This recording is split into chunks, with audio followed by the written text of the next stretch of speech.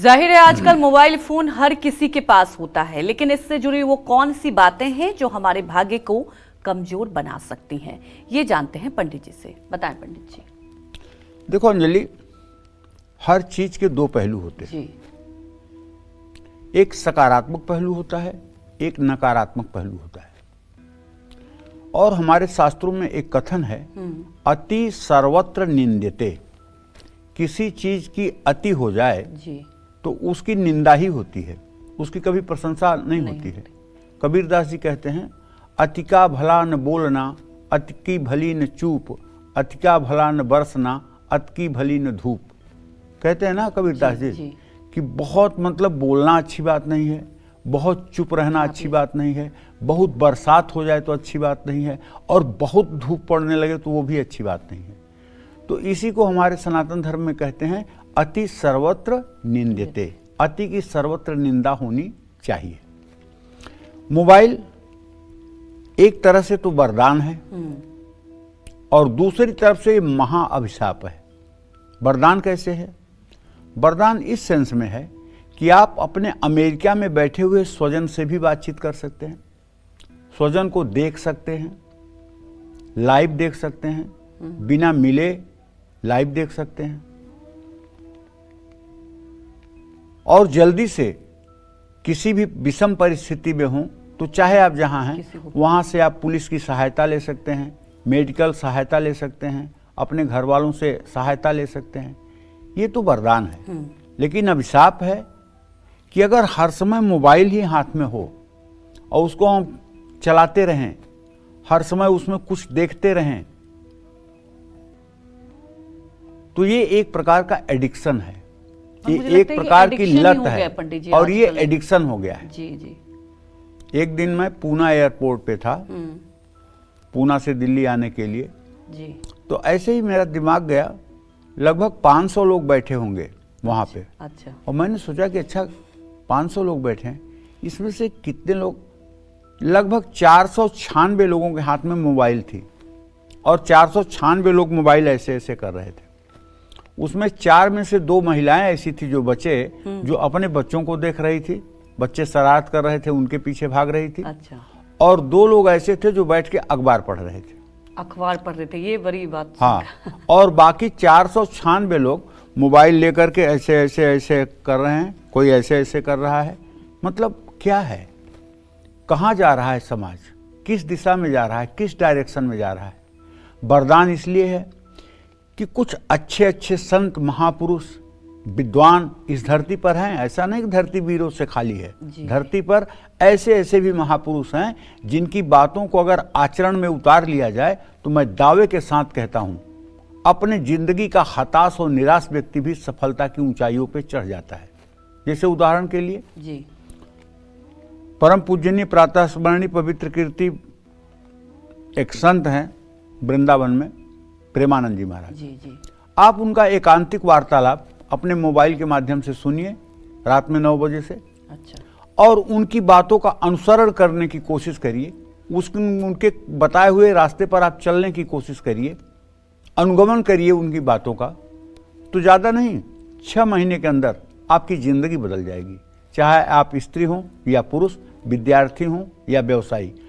मतलब आपको लगेगा कि जैसे जीवन जीने का कोई सही तरीका आपको बता रहा है। मतलब आपका व्यक्तित्व परिवर्तित हो जाएगा।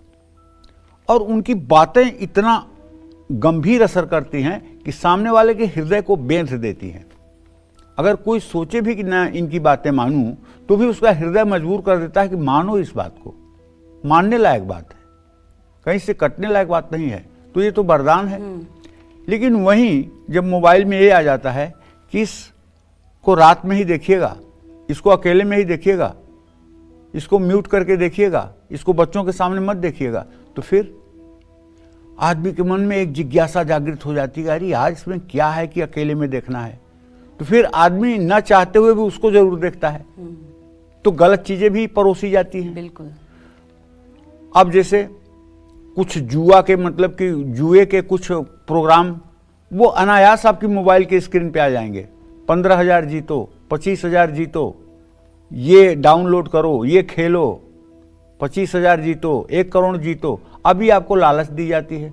आप अगर उस जुआ के लत में पड़ गए तो आपका पूरा घर बर्बाद हो जाएगा। बहुत से ऐसे परिवार के लोग आते हैं जो बताते हैं, महिलाएं बताती हैं कि हमारे पति जो है वो मोबाइल पे जुआ खेलते हैं और सारी की सारी तनख्वाह फूंक देते हैं, ऊपर से 1-2 लाख कर्जा कर देते हैं। जब कर्जेदार घर आते हैं तो हम लोग बहुत दुखी होते हैं, हम लोग बहुत परेशान होते हैं। मतलब इसका साइड इफेक्ट बहुत बुरा है। साइड इफेक्ट इतना बुरा है कि जिसकी कोई सीमा नहीं। अच्छा, आईएएस करने वाले कुछ लड़कों का इंटरव्यू मैंने पढ़ा है।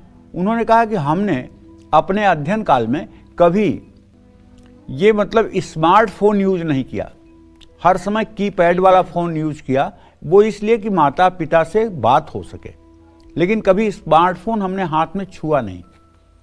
और आजकल 8 महीने 9 महीने के बच्चे अगर रो रहे हैं तो उन्हें चुप कराने के लिए माता पिता सामने मोबाइल रख देते हैं, और 1 साल के बाद उनकी उंगली चलने लगती है, वो यूट्यूब ढूंढ लेते हैं और यूट्यूब पे उंगली रख देते हैं और कोई न कोई कार्टून ऐसे ऐसे करते करते वो चला देते हैं। मतलब छोटे छोटे बच्चों में इतनी जानकारी है कि अब हम क्या बताएं। हम लोग जब 18, 19 साल 20 साल के हो गए थे ना, और मोबाइल की घंटी टेलीफोन की घंटी बजती थी तो डरते थे कि यार कैसे उठाएं, पता नहीं क्या हो जाएगा। और आजकल 2-2 साल के बच्चे अगर उन्हें मोबाइल न दिखाओ तो खाना नहीं खाएंगे। और इसका जो दुष्परिणाम हो रहा है वो ये कि बच्चे देर से बोल रहे हैं, बोलना ही नहीं शुरू कर रहे हैं। अगर न बोलने की बीमारी आपके बच्चे में है तो आप मान लीजिए कि मोबाइल का एडिक्शन उसके दिमाग पर है। अगर आप घर में मोबाइल और टीवी नहीं बंद कर सकते हैं तो आपका बच्चा हो सकता है कि गूंगा बहरा हो जाए। इसलिए बच्चों से मोबाइल दूर करने के लिए माता पिता को पहले अपनी जिंदगी से मोबाइल दूर करना पड़ेगा। आप दिन भर देखते रहें और बच्चों को कहो नहीं ये गंदी बात है, तो बच्चे कैसे मानेंगे। आप केवल जरूरत की जब जहां कहीं फोन करना हो, कुछ बात करनी हो तो फोन का यूज करिए, उसके बाद उसको रख दीजिए। तो कहने का मतलब है कि मोबाइल तत्व देखिए, मोबाइल फोन जो देखिए एक अग्नि तत्व प्रधान है। घर या ऑफिस में मोबाइल फोन लंबे समय के लिए चार्ज पर लगाने और रखने के लिए सबसे शुभ दिशा जो है वो साउथ ईस्ट यानी दक्षिण पूर्व है। दक्षिण पूर्व दिशा अग्नि तत्व प्रधान दिशा होती है। अग्नि तत्व के साथ जुड़ी चीजों के साथ पानी भूल करके भी ना रखें। जिस टेबल पर आप मोबाइल रखें ना, वहां पानी की गिलास ना रखें खुली हुई। मोबाइल फोन के आसपास पानी रखने से नुकसान बढ़ने लगेगा।